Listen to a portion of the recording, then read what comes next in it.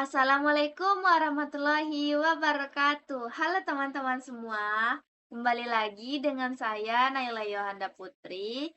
Nah, di kesempatan ini saya akan menjelaskan mengenai pagination, filter, dan search pada seluruh CRUD.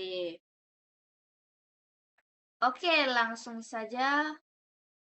Oke, jadi sekarang kita masuk ke pagination. Jadi, pagination ini merupakan fitur untuk membagi data jadi beberapa halaman. Jadi, di setiap halaman itu ada data nih, teman-teman. Dan supaya lebih cepat untuk kita melihat datanya nih. Jadi, kita gunakanlah pagination. Oke, langsung saja kita masuk. Nah, sekarang saya akan menerapkan pagination di warga. Jadi, untuk pagination ini, kita cuman butuh dua perubahan, yaitu ada di file controller dan juga index nih. Oke, langsung saja.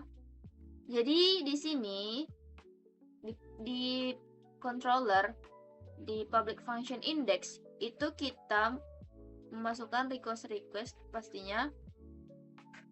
Dan juga kita masukin nih namanya paginet 10 dalam kurung. Jadi paginet 10 ini merupakan 10 data yang ada di halaman tersebut. Jadi di tampilan halaman ini jadi halaman tersebut hanya menampilkan 10 data. Oke, setelah dari controller, kita masuk ke file indexnya. Nah, di sini untuk file indexnya, jadi untuk menampilkan tombol link halaman atau berpindah ke halaman selanjutnya, pastinya kita butuh yang namanya link dari bootstrapnya gitu, seperti itu. Nah, logika ini kita perlukan jika kita memakai nomor, misalnya nomor 1 itu Naila, nomor 2 dan seterusnya pada halaman itu. Makanya kita perlu current page ini dan loop iteration ini atau iterasi ini. Jadi tidak ada pengulangan nomor yang sama pada halaman selanjutnya. Jadi untuk halaman ini lanjut ke nomor berikutnya. Langsung saja kita demo.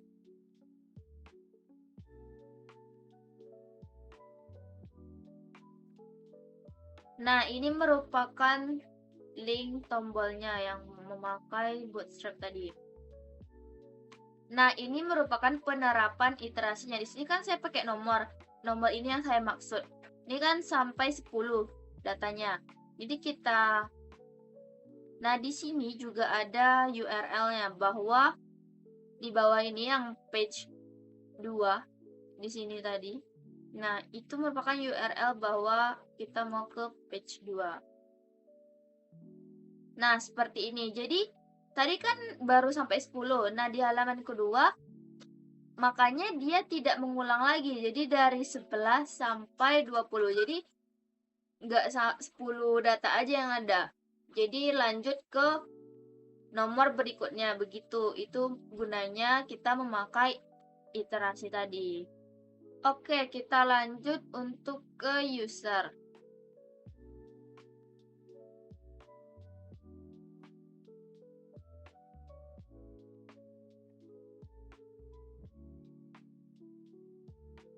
Nah, di sini saya juga udah menerapkan paginet 10. Dan di indeks juga udah bisa kita lihat. Nah, di sini udah ada iterasinya. Jadi, dan juga untuk link tombol juga.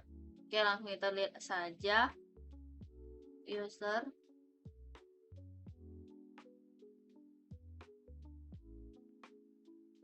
Nah, bisa dilihat seperti ini.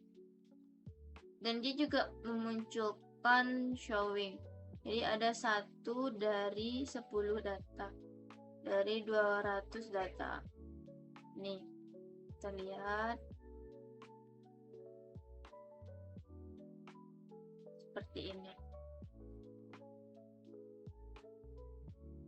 Kita lanjut ke donasi bencana.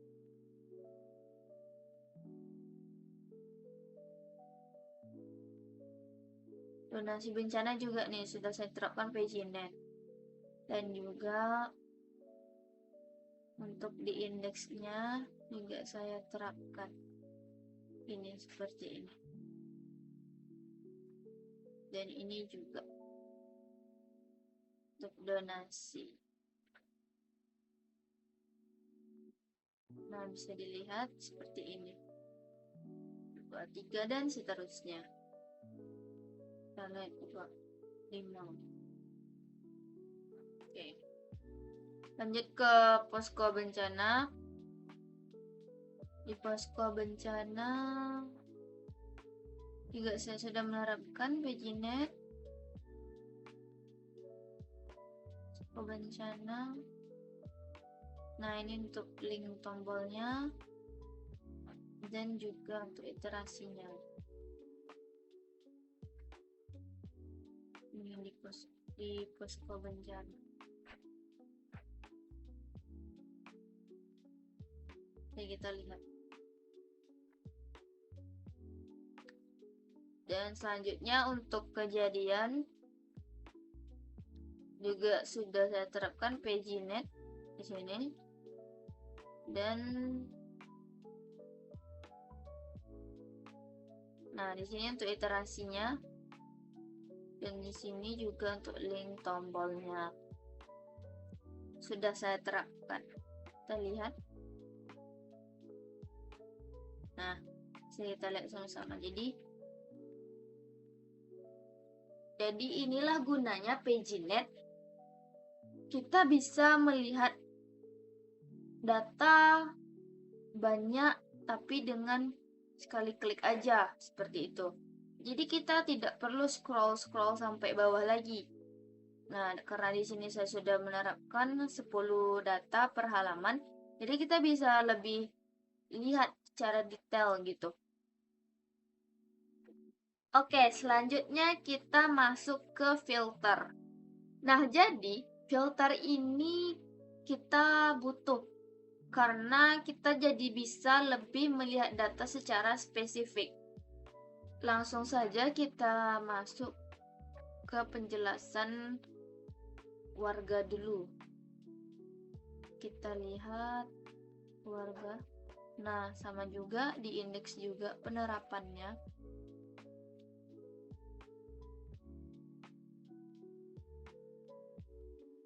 Nah, di sini saya menggunakan filter data untuk filter jenis kelamin, filter agama,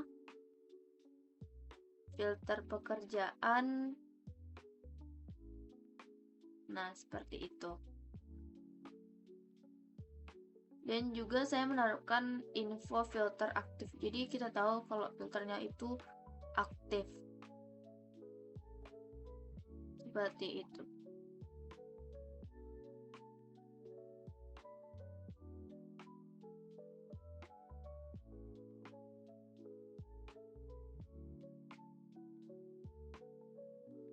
Nah, di sini saya menggunakan yang namanya on change.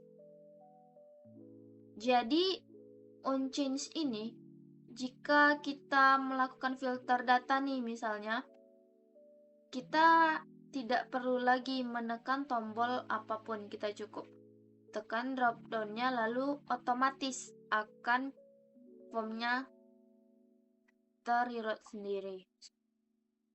Nah, selanjutnya saya juga menerapkan function scope filter namanya di models. Nah, ini scope filternya. Jadi function scope filter ini berguna untuk mengirimkan data dari request. Makanya di controller itu kita masukin request dalam indeksnya.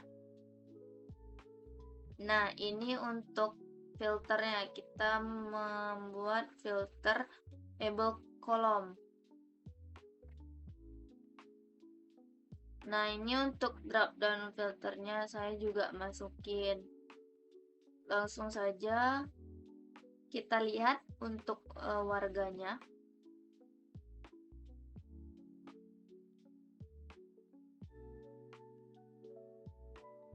Nah, di sini kan saya ini nih yang namanya filter. Ada jenis kelamin, agama, dan pekerjaan. Kita coba dulu untuk filter laki-laki. Nah, di sini kan refresh sendiri. Nah, itulah gunanya kita memakai on change tadi. Dan di sini juga saya menerapkan filter aktif. Nah, di sini kita lihat bahwa saya menerapkan filter, kita cari laki-laki nih. Nah, di sini pastinya ada laki-laki semua jenis kelaminnya. Kita lihat lagi, misalnya kita lihat agamanya Kristen. Nah, muncul kan di sini hanya ada agama Kristen. Dan kita lihat juga pekerjaannya pelajar misal. Nah, di sini tidak ada data warga. Kita lihat mahasiswa. Nah, ada di sini mahasiswa. Nah, dan di sini saya juga menerapkan untuk reset. Jadi, kita tidak perlu menekan tombol refresh lagi, kita cukup reset saja. Jadi, kita kembali ke halaman semula. Seperti itu. Kita lihat untuk perempuan misalnya. Nah, perempuan semua. Agama Buddha misalnya. Nah, di sini ada Buddha. Pekerjaan, ibu rumah tangga. Oh, tidak ada. Karyawan swasta. Juga tidak ada. Kita lihat mahasiswa. Nah, ada di sini mahasiswa pekerjaannya. Jadi sudah sesuai untuk filter di warga. Selanjutnya kita lihat untuk filter di user. Kita jelaskan dulu. Di user, di models kita lihat. Nah, ini untuk scope filternya. Request. Dan yang paling penting jangan lupa untuk mengimport kelas ini ya teman-teman, dari kelas filter tadi. Kita lihat controllernya.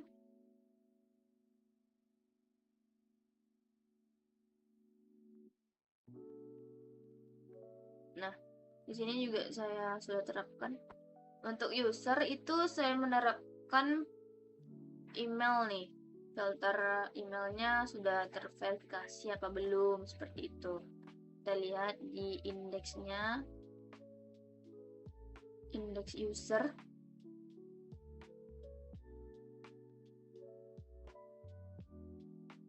Nah, di sini filter status nih, statusnya apakah terverifikasi apa belum. Nah, ini penerapan reset filter tadi. Seperti itu. Nah, tidak ada lagi. Kita lihat user. Nah, ini kan masih semua status nih. Kita lihat terverifikasi yang bisa atau tidak. Nah, sini sudah muncul, kita lihat nih, misalnya halaman 3. Oke, muncul. Kita lihat yang belum. Nah, juga muncul di sini teman-teman. Kita reset kembali. Nah, sudah benar ya teman-teman untuk filternya. Selanjutnya untuk donasi bencana. Kita lihat nih donasi bencana. Kita lihat filternya. Nah, ini untuk scope filternya. Sudah saya terapkan. Nah, inilah kelas builder tadi namanya. Dan juga donasi bencana controller. Di sini juga saya menerapkan dropdownnya seperti itu. Dan jangan lupa untuk memasukkan filter. Kita lihat untuk indeksnya. Kita lihat untuk indeksnya donasi bencana, indeks. Nah, di sini saya menerapkan kejadian bencana nih. Karena ada relasi antara kejadian bencana dan donasi bencana, jadi saya terapin untuk filter kejadian bencananya di dalam donasi bencana. Dan juga ada filter jenis donasi seperti itu, dan reset filter, info filter aktif. Oke, langsung kita lihat donasi bencana. Nah, di sini kan masih campur nih, ada jasa, barang, uang.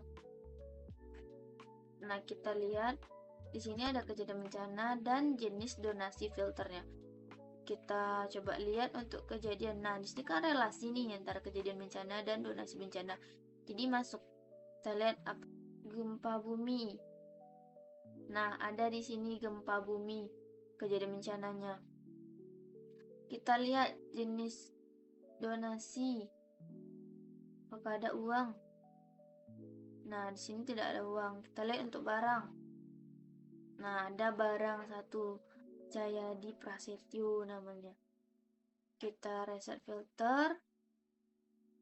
Kita lihat untuk yang donasi uang saja yang mana. Nah, di sini sudah menerapkan. Nah, di sini sudah kita lihat jenis donasinya hanya ada uang. Kita lihat lagi untuk barang, untuk jasa. Nah, di sini juga sudah ada. Kita reset kembali. Oke, selanjutnya untuk posko bencana. Selanjutnya kita lihat untuk posko bencana. Nah, di sini sudah menerapkan untuk filternya, scope filter, dan juga controllernya kita lihat. Nah, di sini kita terapin terable kolom, dan juga kita ambil data kejadian untuk dropdown filternya. Ini kita lihat untuk indeksnya. Nah, di sini ada filter kejadian bencana dan reset filter, info filter aktif. Itu. Jadi karena posko bencana dan kejadian bencana itu berelasi, makanya di sini ada filter kejadian bencana. Langsung aja kita lihat posko bencana. Nah, kita lihat di sini ada filter kejadian bencana. Kita lihat nih, apakah ada gempa bumi Jalan Muardi. Nah, di sini muncul teman-teman, dan juga di sini filternya aktif. Kejadian namanya gempa bumi. Seperti itu untuk data posko bencana. Kita reset. Nah, ada nih teman-teman. Oke. Selanjutnya untuk kejadian. Kita lihat di kejadian bencana. Nah, sudah menerapkan scope filter. Dan juga kita lihat kejadian bencana udah nerapin nih filter able column, jadi jenis bencana sama status kejadian seperti itu. Nih drop down filter, kita lihat indeksnya, kejadian bencana. Nah, di sini ada filter jenis bencana saya terapkan, ada filter status. Nah, kita coba lihat langsung kejadian. Nah, ada jenis bencana sama status kejadian. Kita lihat dulu nih. Kita mau lihat misalnya angin topan. Nah, ada di sini jenis bencananya angin topan semua nih, teman-teman. Dan kita coba lihat mau statusnya yang dilaporkan, coba. Nah, ada teman-teman. Di verifikasi coba kita lihat. Nah, ada juga dan ditangani. Tangani juga ada. Selesai. Nah, selesai pun juga ada. Jadi sini filternya sudah aktif, teman-teman. Terus search. Nah, selanjutnya kita masuk ke fitur search. Jadi di search ini kita bisa mencari atau kita bisa menginputkan nih sesuai yang kita masukkan di logika codingan. Jadi kita coba untuk melihat warga. Kita lihat warga. Sama seperti filter tadi, pastinya kita menerapkan searchable column seperti ini. Nah, di sini saya masukkan untuk searchable column, saya masukkan untuk kita bisa mencari nomor KTP, nama, telepon, dan email. Selanjutnya kita lihat modelnya. Sama juga seperti filter tadi, kita juga menerapkan scope untuk search. Nah, seperti ini, teman-teman. Dan kita lihat untuk indeksnya. Kita lihat indeks. Nah, di sini sudah saya terapkan untuk search. Nah, di sini kita lihat search. Jadi ada request search di sini namanya. Value-nya. Jadi di sini kita lihat juga. Nah, di scope search ini, ORWARE ini akan memanggil parameter like. Seperti itu ya, teman-teman. Jadi di request. Nah, langsung saja kita lihat untuk warga. Kita lihat di sini. Nah, untuk warga di sini ada placeholder, cari nick, nama, telepon atau email. Kita coba nih nyari yang namanya Ade Mahendra. Kita coba. Search. Nah, di sini muncul ya, teman-teman. Dan juga saya menerapkan clear search nih. Nah, seperti reset tadi. Jadi semuanya sudah seperti semula. Kita coba cari untuk telepon misalnya yang memakai 0822 misalnya. Cari. Nah, di sini ada ya, teman-teman, sudah muncul. Clear lagi. Nah, selanjutnya kita lihat untuk user. Kita lihat untuk user, lihat modelnya. Nah, di sini untuk scope untuk search user seperti tadi. Kita lihat juga untuk user controllernya. Kita lihat. Nah, di sini kita juga masukin untuk searchable column. Jadi kita lihat di sini kita bisa mencari nama dan email. Seperti tadi, teman-teman. Kita lihat indeks user. Kita lihat indeksnya.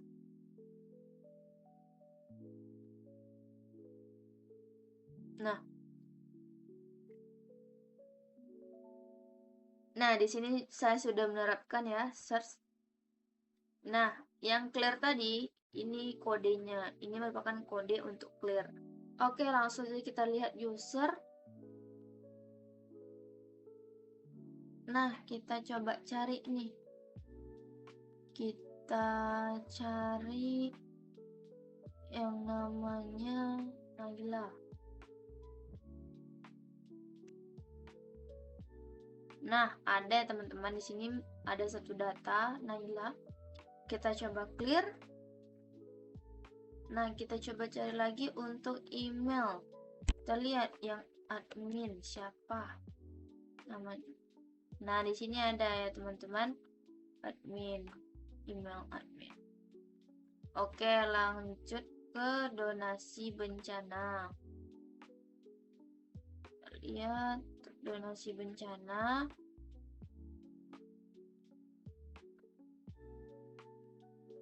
Juga menerapkan scope untuk search. Dan juga kita lihat untuk controllernya. Sini kita bisa mencari donatur dan nama. Seperti ini, searchable column. Dan kita lihat untuk indeksnya. Indeks donasi bencana.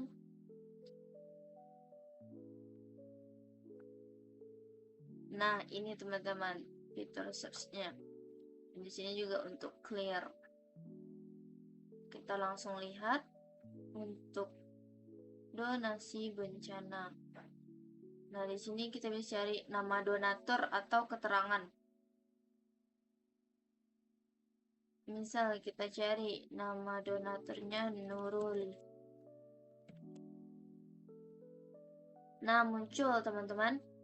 Sini ada nama Nurul Ayani, satu data. Kita clear. Coba clear.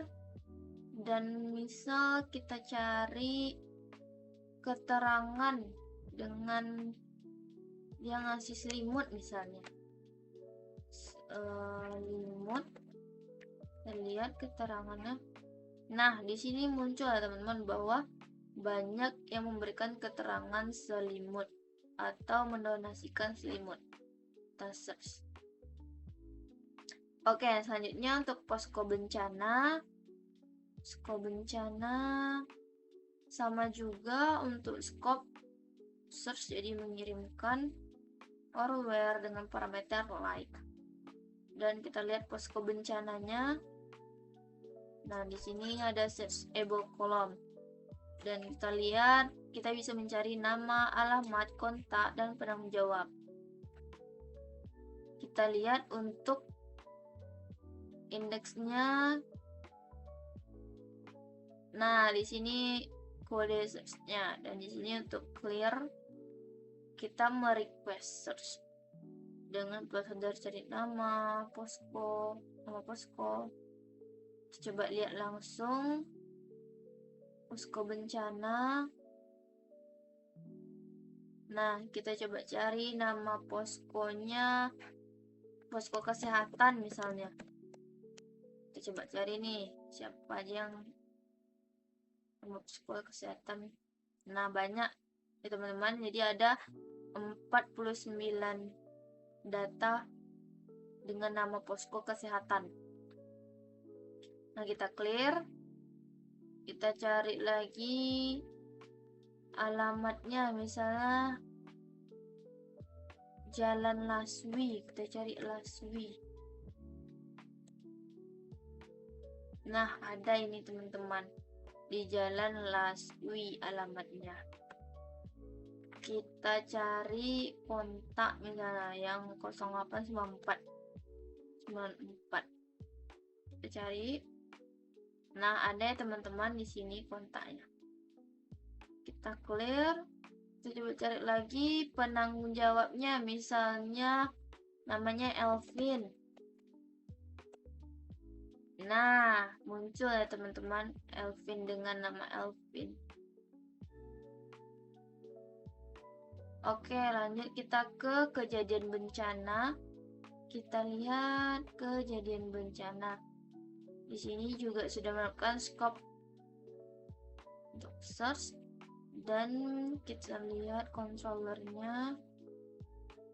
Di sini kita bisa mencari jenis bencana, lokasi, dampak, dan keterangannya nih. Dan tidak lupa pula kita menerapkan request searchable column. Kita lihat indeksnya, kejadian bencana, kita lihat. Nah, ini untuk search-nya, dan pastinya juga ada untuk clear. Kita lihat langsung untuk kejadian. Nah, di sini kita bisa mencari jenis bencana. Misal kita cari jenis bencananya gempa, bumi, misalnya. Nah, muncul di sini teman-teman ada 23 data. Kita coba clear dan kita cari misalnya lokasi di Jalan Merdeka misalnya. Kita cari. Nah, ada satu data di lokasi Jalan Merdeka. Kita lihat untuk dampak. Misalnya kita lihat yang ada korban jiwa.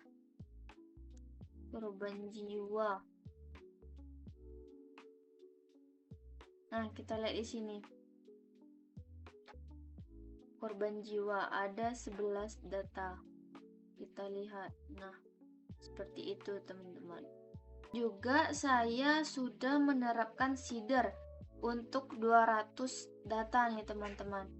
Kita bisa lihat untuk seeder itu saya menerapkan semua CRUD ada 200 data seedernya. Jadi ada 200 data dummy-nya. Seperti itu teman-teman. Bencana 200, jadi bencana 200, donasi bencana juga 200. Nah, dan juga saya sudah memasukkan ke server Always Data teman-teman. Tidak lupa pula ya, kita jalankan di Always Data. Jadi ini saya sudah memakai Always Data. Jadi kita tinggal git pull saja teman-teman. Seperti ini git pull. Nah, di sini saya juga udah seeding untuk Nah, di sini juga saya udah seeding CRUD-nya. Semua CRUD saya seedingkan. Semua CRUD saya seeding seperti ini, PHP Artisan DB Seed. Nah, kita masukkan nama filenya seperti itu teman-teman. Kita bisa lihat di sini kejadian misalnya. Kejadian. Oh iya, saya sudah ada riset. Nah, kejadian di sini sudah ada 200 data, teman-teman. Kita lihat posko bencana. Nah, juga ada 200 data ya, teman-teman. Donasi juga sudah 200. Untuk user juga sudah 200 dan warga juga sudah 200. Jadi seeder ini untuk memudahkan teman-teman untuk data dummy. Jadi kita sangat memerlukan yang namanya filter, pagination, dan juga search. Jadi misal kita tidak ada nih fitur-fitur tersebut, pastinya kita susah untuk misalnya kita mencari. Masa kita mau mencari satu-satu, tidak mungkin kan? Misalnya ada 1000 data, kita cari satu-satu seperti ini, nggak mungkin. Makanya digunainlah fitur-fitur seperti pagination tadi, dan juga untuk filter, kita bisa memfilter yang kita mau lihat, dan juga kita bisa mencari di sini teman-teman. Itulah gunanya fitur-fitur tersebut. Oke teman-teman, sampai di sini saja penjelasan saya teman-teman. Semoga bermanfaat.